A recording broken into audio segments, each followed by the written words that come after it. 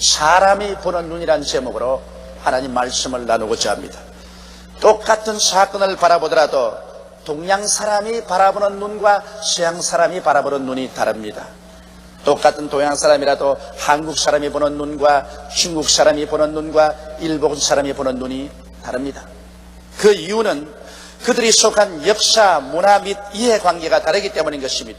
하물며 사물을 바라보는데 하나님이 보시는 시각과 우리 사람들이 보는 눈이 천양지 차가 있을 것은 당연한 이치인 것입니다. 인간은 이 세상에 살면서 좋은 일은 좋다고 할렐루야를 하고 웃습니다. 그 나쁜 일이 다가오면 나쁘다고 가슴을 치고 통곡을 하고 탄식을 하는 것입니다. 그러나 하나님께서는 그렇지 않습니다. 하나님께서는 좋은 일도 좋아하시지만은 하나님을 사랑하는 자, 곧 그 뜻대로 부르심을 입은 자들에게는 모든 것이 합력하여 종국적으로 가시는 선을 이룬다고 말씀을 하시는 것입니다. 그러므로 인간이 가슴을 치고 통곡을 하고 울 때도 하나님께서는 웃으십니다. 왜냐하면 결국에 가서는 합동하여 선을 이루게 될 것이라고 하나님은 보시고 계시기 때문인 것입니다. 그러므로 이와 같은 하나님의 깊은 진리를 요셉의 일대기를 통하여 우리는 살펴보고자 하는 것입니다. 야곱의 12아들 중 요셉은 11째 아들입니다. 요셉은 그 인물이 준수하고 행실이 방정하여 아버님의 사랑을 독차지했고 또한 오직 요셉이 12형제 중에 신앙이 가장 독실했습니다. 그래서 그는 가끔 하나님께 주시는 계시의 꿈을 꾸은 형들에게 보였습니다. 그가 하루 말하기를 형들이여 내 말 들어소서. 내가 꿈을 꾸었는데 형들과 내가 밭에 추수를 하러 갔는데 내 추수단은 서고 11단이 나를 둘러싸더니만 내 단을 향하여 절을 하더이다. 형들이 그 말을 듣고 아예 분도막심했습니다. 저런 고약한 놈이 있나? 그래 네가 우리의 임금이 되고 우리가 전부 다 너에게 종축하여 절할 것이라고 하느냐? 형들이 기분이 좋지 않았습니다. 그런데 요셉이 또 한 번 꿈을 꾸고 아버님과 형들이 다 있는 앞에서 말을 했습니다. 형들이여 내 꿈을 또 들으소서. 내가 간밤에 꿈을 이루는데 보니까 하늘에 해와 달과 11별이 줄을 서서 나를 보고 절하더이다. 이제는 형들은 인내의 한계가 넘었습니다. 분노가 폭발해서 책상을 치고 발을 구르고 고함을 쳤습니다. 이놈이 도대체 우리의 임금이 되려는 말인가? 이런 법이 어딨냐? 아버지는 형들의 분노를 가라앉히기 위해서 요셉 보고 꾸짖습니다. 요셉아, 무슨 그런 고약한 꿈이느냐? 그래, 너희 어머니와 너희 아버지와 형들이 다 너에게 와서 절하게 끝이란 말이냐? 그러면서도 아버지는 그 꿈을 마음속에 깊이 간직하고 있었습니다. 그러나 그 결과로 형들에게 몹시 질시와 미움을 받게 된 것입니다. 그런데 이제 요셉의 생애 속에 큰 시련이 다가오게 된 것입니다. 여기에서 사람이 보는 눈과 하나님이 보시는 시각이 얼마나 차이가 있다는 사실을 우리는 볼 수 있는 것입니다. 첫째로 요셉의 제1차 시련이 시작된 것입니다. 하루는 아버지께서 요셉을 부르시더니 요셉아, 이 옷을 입어라. 아버지가 만든 채색 옷을 입혔습니다. 아버지는 요셉을 사랑하기 때문에 요셉에게 특별히 좋은 옷을 지어 입혔었습니다. 그리고 형들을 위해서 음식을 장만하여 이것을 들고 목축을 하는 형들을 찾아가서 아버지 안부로 전하고 형들이 무사한지 알아보고 이 음식을 대접하고 돌아오더라. 이래서 요셉은 아버지의 명령을 준행하기 위해서 그런 채색 옷을 입고 아버지가 준비한 음식을 가지고 형들을 찾아 들러 나갔습니다. 이리저리 헤매다가 장시간이 걸린 후에 형들이 있는 곳을 발견했습니다. 형들이 보니까 여기에 요셉이 채색 옷을 입고 음식을 가지고 오는지라 그들이 이 눈에 쓴 말이, 자, 저 꿈쟁이가 온다. 우리 막 잡아서 죽여버리자. 그래서 과연 그 꿈이 이루어지는지 안 이루어지는지 우리 한번 보자. 그러자 그 형제 중에 한 사람이 우리가 동생을 죽일 것이 뭐 있느냐? 우리 마른 웅둥이에 잡아서 던져 넣어버리면 스스로 죽을 것이 아닌가? 그래서 요셉이 가까이 오자 음식은 빼앗고 그 옷은 벗기고 그를 잡아서 마른 우물에 집어 던져버렸습니다. 캄캄한 마른 우물 속에 떨어지면서 요셉은 위를 향하여 형들이여 나를 살려다오, 형들이여 나를 살려주시오 고함을 쳤지만은 그들은 무관심했습니다. 요셉이 가져온 음식을 맛있게 나누어 먹고 있는데 마치 아라비아 대상들이 여러 가지 상품을 싣고 애굽으로 내려갑니다. 그중 형제 한 사람은 말이, 우리 저 우물에 동생을 던져둘 건 뭐냐? 우리 팔아먹자. 기왕 죽을 바에는 돈으로 삼는 게 좋지 않느냐? 그가 한번 종으로 팔려가면 다시는 살아서 고향 산천 보지 못할 때이니까 죽은 거와 진배 없다. 그러므로 우리 팔아먹자. 그래서 우물에서 끌어내어서 은 30냥을 받고 그를 팔았었습니다. 그래서 그는 아라비아 대상에 잡혀서 종으로 애굽으로 끌려가게 된 것입니다. 자, 이러한 장면에서 여러분 우리가 요셉의 처지를 한번 보십시다. 요셉의 형들은 생각하기를 이제 요셉은 영영 돌아오지 못할 길로 갔다고 생각했었습니다. 평생 종으로 살다가 죽을 것이니 그 꿈은 다 무산되고 말았다고 생각하고 그들은 회심의 미소를 지었었습니다. 꿈쟁이는 이제 가버리고 말았다. 꿈은 영영 이루어지지 아니할 것이다. 또 요셉은 어떻게 자기 자신을 보았습니까? 요셉은 자신은 이제 고향 산천 떠나 애굽으로 종으로 팔려갔으니 인생의 극한 시련을 당했다고 그는 통곡을 했었습니다. 그러나 하나님은 요셉을 어떻게 보셨습니까? 요셉은 애굽의 국무총리가 되기 위한 수련과 유학의 길을 떠난다고 하나님은 보셨습니다. 보는 시각이 얼마나 다릅니까? 요셉의 형들은 요셉을 제거했다고 생각하고 요셉은 절망으로서 했는데 하나님은 요셉이 국무총리가 되기 위한 수련의 길로서 애굽으로 유학을 떠나는데 금이를 입고 떠났으면 좋겠는데 그렇지 않고 종으로 유학을 가는 것이 안 됐기는 하지만은 그러나 하나님께서는 그 길을 통해서 요셉을 유학으로 보낸 것입니다. 하나님께서는 인간의 생각을 오히려 하나님의 선으로 바꾸시는 역사를 베푸시는 것입니다. 형들은 비웃고 요셉은 울었으나 하나님은 즐거워서 웃으신 것입니다. 여기에서 우리는 인생을 살아가면서 하나님이 보는 관점과 인생이 보는 관점을 분명히 깨달아 알아야 되는 것입니다. 하나님께서는 요셉이 종으로 팔려가는 것은 애굽의 국무총리가 되기 위한 수련을 하기 위한 유학의 길을 떠난다고 보았습니다. 둘째로 요셉의 제2차 시련이 또 시작됐습니다. 요셉은 애굽에 건너가서 애굽의 왕궁에서 일하는 시위대장 보디발의 집에 제일 말째 종으로 들어갔습니다. 옛날에 종의 생활이란 짐승의 생활보다 못합니다. 겨우 이식주 문제를 해결하고 난 다음에는 짐승처럼 호되게 부립니다.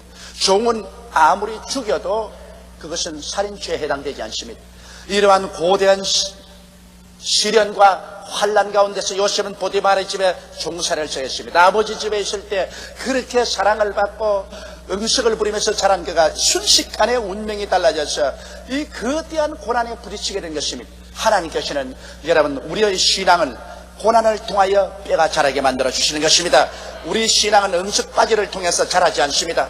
신앙은 억센 고난을 통해서 신앙의 뼈대가 구부러지는 것입니다. 이렇기 때문에 하나님께서 요셉을 미워해서 그렇게 한 것은 아닙니다.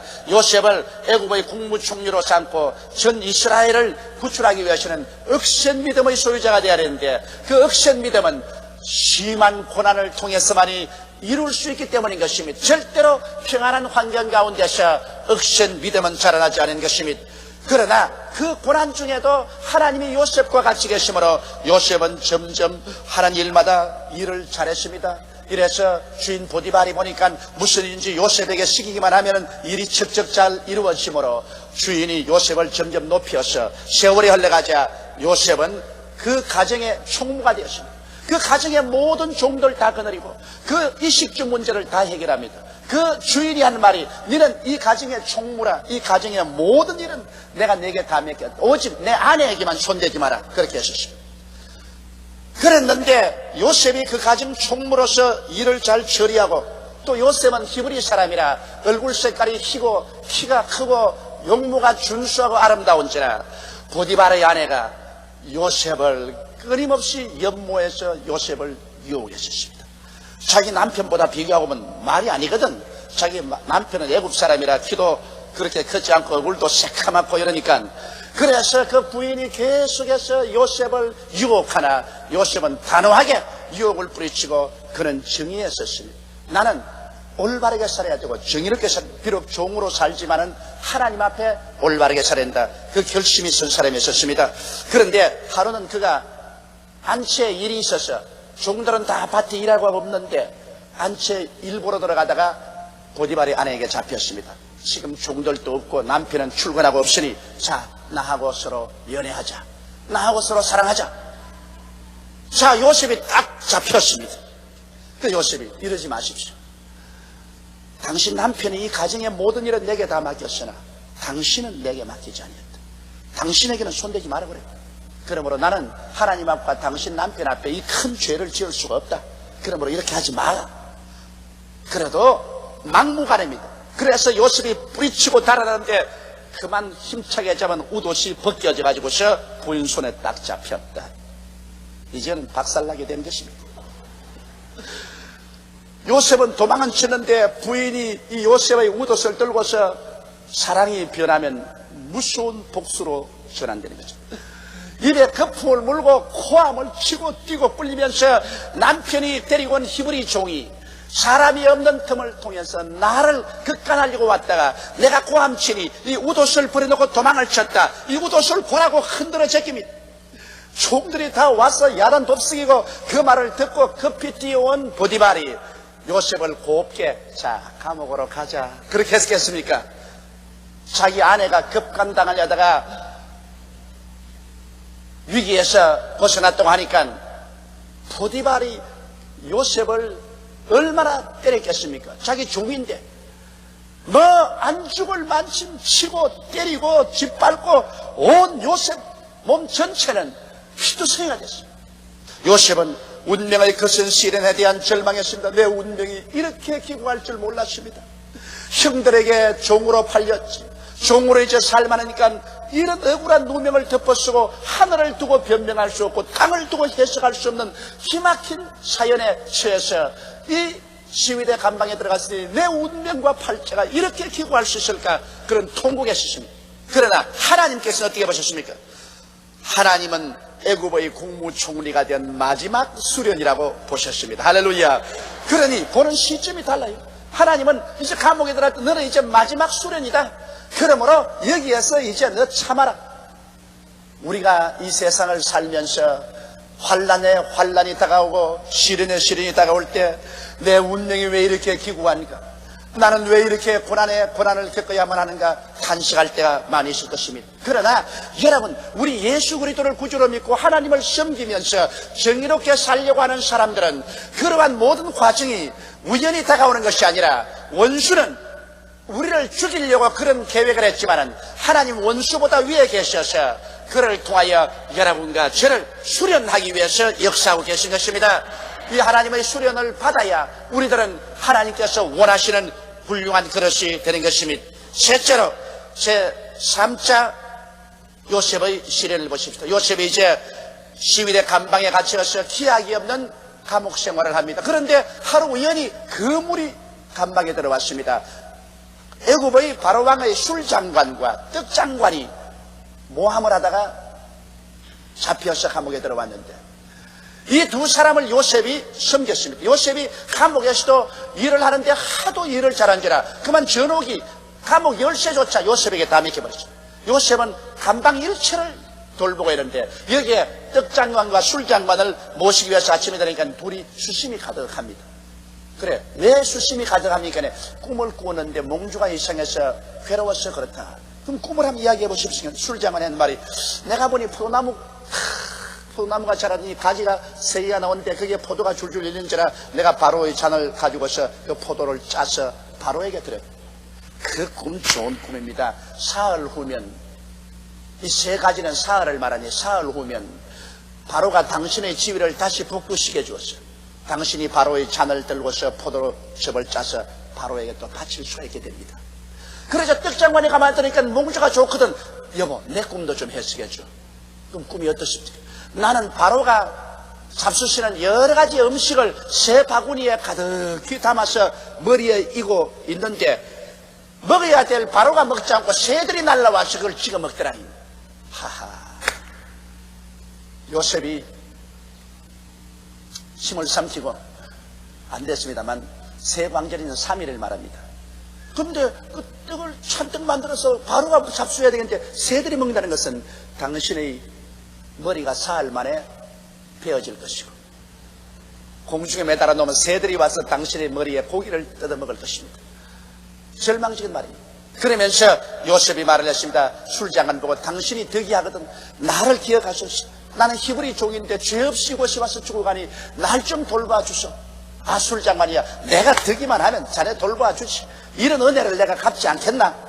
그런데 아닌 게 아니라 사흘날 되니까 바로의 생일이라 바로가 술장관은 복직을 시키고 떡장관은 말한 대로 목을 베어서 달아버리고 말한 것입니다. 그리고 난 다음에 이제 요셉은 술장관이 덕이했기 때문에 하마나 자기 말을 해서 자기를 구제해 줄 줄 알았는데 하루가 지나고 이틀이 지나고 열흘이 지나고 한 달이 지나고 12달이 지나도 소식이 없습니다. 술장관에게 부탁한 지 무려 2년의 세월이 지나가니 요셉은 거기에서 완전히 절망해버렸습니다. 나는 이제 끝장났다. 이제 나를 돌봐주는 사람은 아무도 없다. 그런 스스로 이제는 자기는 희망이 없다고 생각한 것입니다. 그런데 오늘 네 번째 말하고 싶은 것은 고난의 길이 영광의 길이라는 것입니다. 때가 참에 하나님께서 이제는 그 모든 고난을 영광으로 변화시킬 때가 온 것입니다. 하나님께서 바로 왕에게 꿈을 준 것입니다. 바로가 꿈을 꾸었는데 그 꿈에 보니까 굉장히 살찐 소 7마리가 나일 하우스에서 나와서 풀을 먹는데 그 뒤에 흉악하게 여윈 암소 7마리가 와서 풀을 먹는 게 아니라 살찐 암소를 다 잡아먹고도 그대로 흉악하게 돼 있어요. 그 괴이하다 하고서 다시 잠이 들었는데 그 다음 꿈에 또 보니까 아주 충실한 이삭이 피어서 탐스럽게 곡식이 연들었는데 그 다음 곧장 또 7 이삭이 돋았는데 동풍에 불려서 쭉적한 이삭이 살찐 이삭 7개를 잡아먹고도 그대로 쭉적하게 있습니다. 왕이 잠을 깨고 이거 좋지 않은 몽조라고 생각하고 모든 애굽의 술사를 불러서 물어도 뜻을 몰라. 그러자 술장관이 왕이여, 내가 2년 전에 왕에게 진노를 사서 시위대 감옥에 들어있을 때 거기에 꿈을 기막히게 해석하는 히브리 청년이 있습니다. 그 사람이 꿈을 해석한 그대로 내게도 되고 떡장관에게 되었는데 그 사람 좀 불러오면 어떻습니까? 왕이 불러오더라.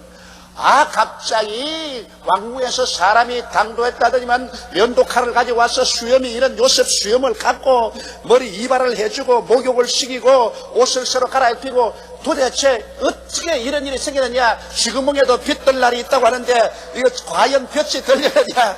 굉장한 일이 생겼습니다. 그래서 술을 태워서 나타난 것이 임금 앞입니다. 임금님이 요셉에게 자기의 꿈을 말하며 요셉이 한 말이 꿈의 해석은 하나님께 있습니다. 임금님이여, 이 꿈은 2번 꾸었는데 한 가지 사실을 말합니다. 이 애굽에 7년 풍년이 들어와서 굉장히 풍년이 오고 난 다음 연이어 7년 흉년이 올 것인데 얼마나 그 흉년이 거센지 앞에 7년 풍년은 온데간데 없이 사라질 것입니다. 그러므로 이 흉년에서 이 백성을 구원하기 위해서 당신은 지혜있고 똑똑한 장관을 세워서 풍년 동안에 온 애국 전국에 모든 풍부한 곡식의 5분지를 거두어서 창고에 모아놓으십시오. 그랬다가 흉년이 되면 그것을 풀어서 모든 백성에게 팔면 이 나라를 멸망해서 구출할 수 있으리이다. 애굽의 바로왕이 무릎을 탁 치면서 세상에 이렇게 지혜있고 총명한 사람이 어디 있느냐. 하나님의 신이 같이 할 뿐이라 이 문제를 어떻게 해결할까지 대책까지 다 하는 이런 사람을 우리가 어디서 구할 수 있으랴. 왕이 당장 자기 반지를 뽑아서 그에게 끼우면서 하는 말이 뭐냐면 너는 이 나라의 국무총리라. 나는 너보다 보좌 하나만 높을 것이요 모든 사람이 내 명령에 복종할 것이라. 그래서 요셉이 나가자 보디발 시위대장이 엎드리라. 자기를 감옥에 갇힌 보디발 시위대장으로부터 시작해서 요셉 앞에 엎드리고 눈물이 변하여 기쁨이 되고 절망이 변하여 소망이 되고 처참한 지형에서 그런 애굽의 국무총리를까지 올라가게 된 것입니다. 그래서 그런 고난의 길이 종국에 가시는 말로 형용할 수 없는 영광의 길이 되었다는 것을 체험했습니다. 그 후에 애굽의 풍년이 과연 다가왔고 그 다음에는 7년 중년이 다가올 때 모래알같이 많이 모아놓은 곡식을 요셉이 풀어먹임에 온 이방에서까지라도 곡식을 사러오는데 그때 자기의 11 형제가 곡식을 사러 와서 자기 동생이 국무총리가 된 줄 모르고 그 앞에 엎드려서 절을 했던 것입니다. 곡식을 사달라고 꿈 그대로 되었던 것입니다. 여러분, 오늘날 우리가 이 세상에 살면서 우리 원수들이 우리를 보는 시각으로 살아서는 안 됩니다. 우리 자신이 우리의 운명과 환경을 보고 너무 가관하게서 절망하고 낙심해서는 안 됩니다. 우리가 우리의 운명적인 시각을 바라보게 될 때 우리 스스로 볼 때 어떻게 부정적이 보일지라도 우리는 하나님 말씀으로 사물을 보고 그대로 우리는 생각해야 되는 것입니다. 하나님의 말씀은 우리에게 뭐라고 말합니까? 하나님을 사랑하는 자, 곧 그 뜻대로 부르심을 입은 자들에게는 모든 것이 합력하여 선을 이룬다고 말한 것입니다. 모든 것이라는 것은 좋은 일도 있고 나쁜 일도 있습니다. 부유할 때도 있고 가난할 때도 있습니다. 일이 잘 될 때도 있고 못 될 때도 있습니다. 사랑받을 때도 있고 미움받을 때도 있습니다. 인정받을 때도 있고 배반받을 때도 있습니다. 모든 것이 하나님께서는 합리하여 선을 이루도록 역사하여 주시는 것입니다. 그러므로 과정을 생각하지 말고 결과를 생각하십시오. 하나님을 모시고 결과로 모든 것이 선이 될 것이니 우리는 인내하고 참으면서 요셉이 시련의 과정을 통해서 위대한 하나님의 선의 결과에 도착한 것처럼 여러분의 삶에서도 이와 같은 선의 열매가 다 맺게 되시기를 주님 이름으로 축원합니다. 우리 다 같이 고개 숙여 기도드리겠습니다. 사랑이 많으시고 거룩하신 우리 아버지 하나님, 우리는 보통 사람과 다릅니다. 이 세상에서 하나님의 택함을 받고 부름을 받아 하나님 백성이 되고 하나님의 성령이 우리 속에 와 계시며 하나님이 우리 일생을 계획해 놓으시고 하나님의 성령께서 우리를 손잡고 하나님의 정하신 그 길로 이끌어가고 있음을 우리는 알고 있사옵니다. 우리는 눈이 있어도 보지 못하고 귀가 있어도 듣지 못하고 마음으로 깨닫지 못하지만은 하나님은 자기를 사랑한 자를 위해서 모든 것을 다 예비해 놓으셨습니다. 하나님 우리 아버지여, 그러므로 오늘 이 시간에 요셉의 생애를 통해서 펼쳐진 파란만장한 생애 가운데 원수가 보는 눈과 자기 자신이 보는 눈과 하나님이 보시는 눈이 다르다는 것을 알고 하나님의 시각에 입각해서 우리들은 우리의 사물을 보게 도와주시옵소서. 환난이나 공고나 적신이냐 위험이냐 기근이냐 칼이냐 이 모든 일에 우리를 사랑하는 이로 말미암아 우리가 넉넉히 이기나니라고 말씀하신 바울 선생의 신앙 선포를 우리가 함께 받아들이게 도와주시옵소서. 이러므로 내 아버지 하나님, 눈에는 아무 증거 안 보이고 귀에는 아무 소리 안 들리고 손에는 잡히는 것 없고 내 앞길 칠흑같이 어두워도 하나님 아버지께서 모든 일을 합동하여 선을 이루실 것을 믿고 하나님 앞에 감사하고 찬미하며 나가는 우리들이 되게 도와주시옵소서. 어둡고 캄캄한 밤에 찬양을 부를 수 있는 우리들이 되게 도와주시옵소서. 우리 주 예수님 이름으로 기도드리옵나이다. 아멘.